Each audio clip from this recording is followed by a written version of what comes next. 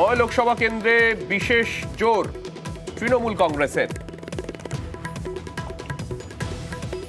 9 লোকসভা আসন নিয়ে অভিষেকের বৈঠক, রণকৌশল বৈঠক অভিষেক বন্দ্যোপাধ্যায়ের। ডায়মন্ড হারবার দিয়ে বৈঠক শুরু হবে আজ ডায়মন্ড হারবারে অভিষেক বন্দ্যোপাধ্যায়। ডায়মন্ড হারবারের লোকসভা কেন্দ্রের মধ্যে আমতলা, সেই আমতলাতে আজ থেকে বৈঠক শুরু করবেন অভিষেক বন্দ্যোপাধ্যায়। 3 দিন ধরে তার এই বৈঠক চলবে।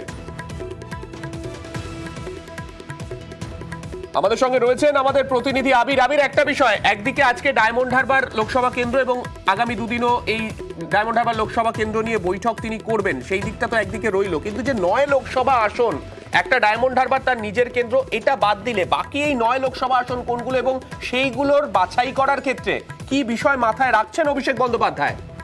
দেখো, বাকি যেগুলি রয়েছে তার মধ্যে থাকছে হচ্ছে দার্জিলিং লোকসভা কেন্দ্র, কোচবিহার লোকসভা কেন্দ্র, মালদা উত্তর, মালদা দক্ষিণ, বোলপুর, বীরভূম, ঝাড়গ্রাম, ঘাটাল।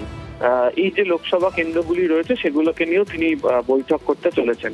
এর মধ্যে তুমি যদি দেখো তাহলে হচ্ছে যে দার্জিলিং লোকসভা কেন্দ্র, কোচবিহার, মালদা উত্তর, মালদা দক্ষিণ, ঝাড়গ্রাম, এই কেন্দ্রগুলোতে তৃণমূল কংগ্রেস 2019 সালে হেরে যায়।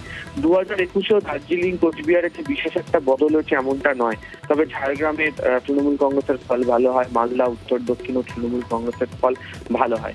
তবে প্রত্যেকটা জায়গাতে কিছু সাংগঠনিক দিক থেকে কৌশল অবলম্বন করতে চলেছে হচ্ছে তৃণমূল কংগ্রেস। যদি আমরা দেখি তাহলে হচ্ছে যে দার্জিলিং লোকসভা কেন্দ্র, সেখানে হচ্ছে যে পাহাড়ের যে 3টে আসন রয়েছে এই লোকসভার মধ্যে থাকা, সেই 3টে লোকসভার ক্ষেত্রে হচ্ছে অনিত থাপা তিনি একটি নিয়ন্ত্রকের ভূমিকা পালন করতে পারেন, এবং যেহেতু অনিত থাপার সাথে তৃণমূল কংগ্রেস কার্যত এখানে জোট করে রয়েছে, ফলে সেটা তার উপর দায়িত্বের ক্ষেত্রে ছেড়ে দেওয়া থাকছে।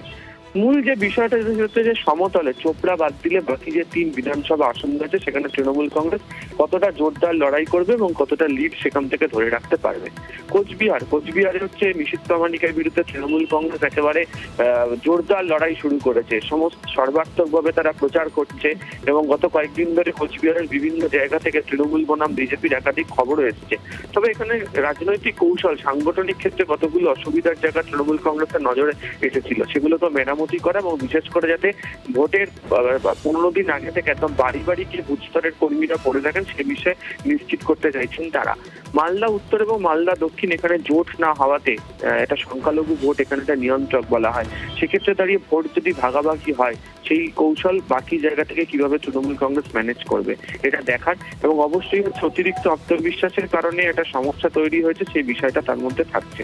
ঘাটাল লোকসভা আসন বিধানসভার ভালো ফল, এখানে যদিও হচ্ছে দেখতে পাওয়া গিয়েছিল যে একটা দ্বন্দ্বের কথা প্রকাশ্যে এসেছিল, দেব দাঁড়াতে চাননি, তাকে মমতা বন্দ্যোপাধ্যায়, অভিষেক বন্দ্যোপাধ্যায় তার সাথে কথা বলেন, দেব দাঁড়ানোর কথা বলেন, শঙ্কর দলীকে দায়িত্ব থেকে সরিয়ে দেওয়া হয়। তবে এই লোকসভার মধ্যে থাকা বেশ কিছু বিধানসভা রয়েছে সেখানে দলের কর্মীদের মনোভাব নিয়ে একটা সন্দিহান রয়েছে, ফলে বিভিন্ন লোকসভাগুলোতে একাধিক ইকুয়েশন কাজ করছে, সেই কারণে একটি সাংগঠনিক বৈঠক করার সিদ্ধান্ত নেওয়া হয়েছে। প্রচারের পাশাপাশি দলীয় নেতৃত্বদের সঙ্গে তিনি এই কারণে বৈঠক করবেন। ধন্যবাদ আবি।